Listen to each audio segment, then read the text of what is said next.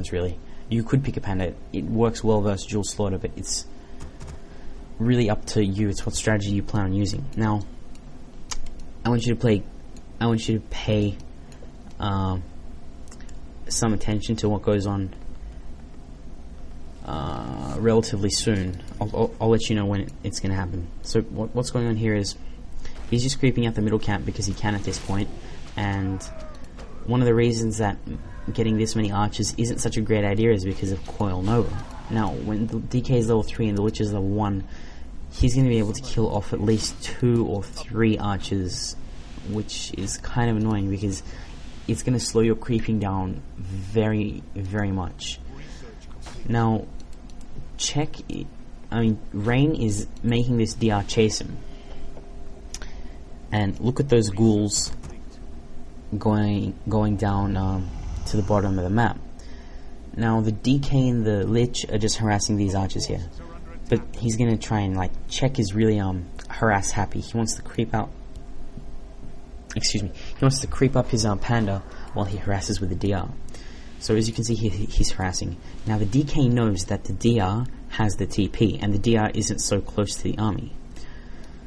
So what he's doing here is he's sort of tempting the DR to come harass him.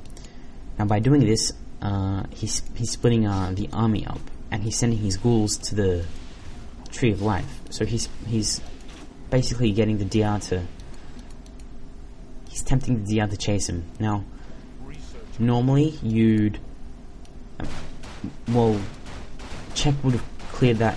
Czech's cleared that camp, and he's moving on to a different camp. And he basically, if he'd gone on to say to check the Goblin Merchant camp, or he'd gone on to creep out a different camp, then his army would have been a lot further away, and he would have definitely lost that expansion. So that was a really go-to move by Rain there to throw Czech off, I guess. So both players are just playing really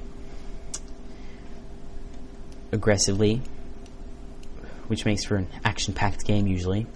Now, if you'd been watching Czech's base, you would have noticed that he put those laws up a little while ago, which I didn't go over because I was busy talking about other things. But basically, those 2 laws. This is the Archer Dot and Hippo strategy. Now, it's a great strategy that not many players utilize.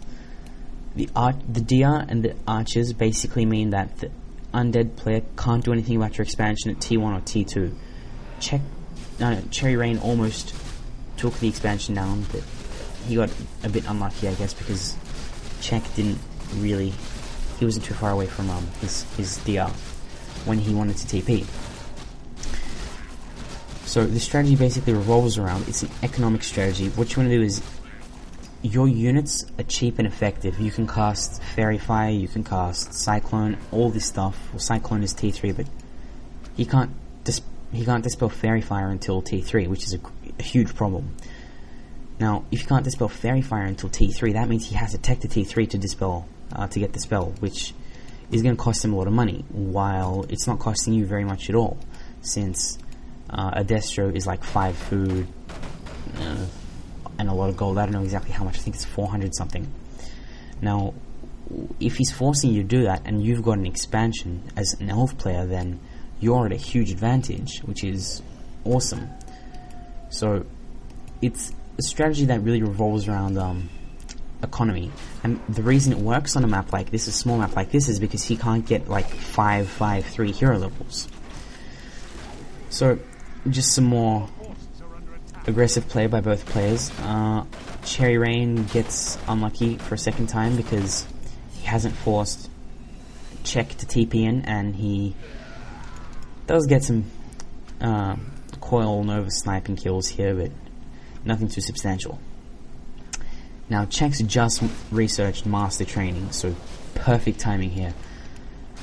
Rain is not in a good position at all, so yeah, but that Panda is weak, so it's susceptible to being nuked.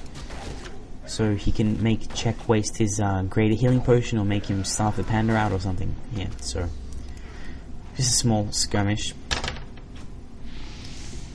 Now, if you look at the bottom of the map, you'll see that Cherry Rain is expanding.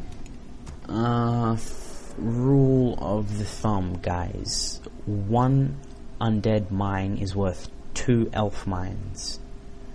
So just keep that in mind, because undead units are really, really cost effective. Like, ghouls and fiends are really awesome for they're the only units you'll see being used. Undead is the only race that'll use their T1 units at T3.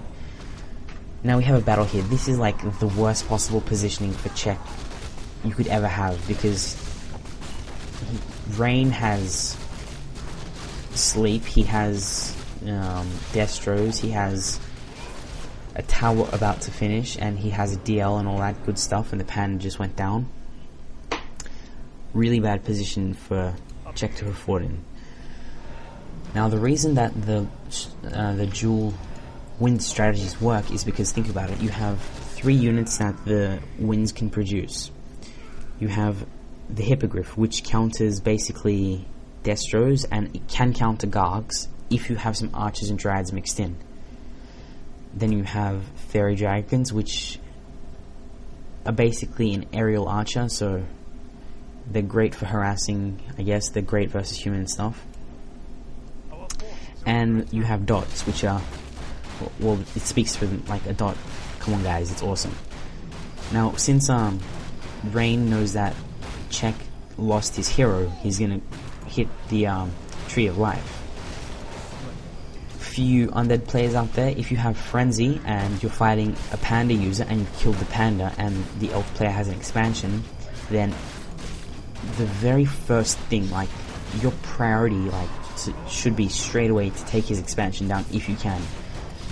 Elf expansions are really, like, difficult to fight versus, because if he's matching you in gold as an undead player, if an elf player for you undead players is matching you in gold, then you're pretty well off, because you have the heroes which can easily creep up, which can easily defend. The elf player can't push you very easily. You have really, really versatile units for their cost and stuff, which is great. But the elf player, he will be forced to go up to 80 food if he wants to be able to fight you head on, or if he wants to be able to win. So that's why undead is, that's why elf needs 2 mines usually. And think about it, if the undead plays at 50 food for a large portion of the game, he's getting 10 gold a second from 1 mine. If the elf player has 2 mines but he's at low upkeep, he's only getting 14 gold a second. So really, it's not that much of an advantage.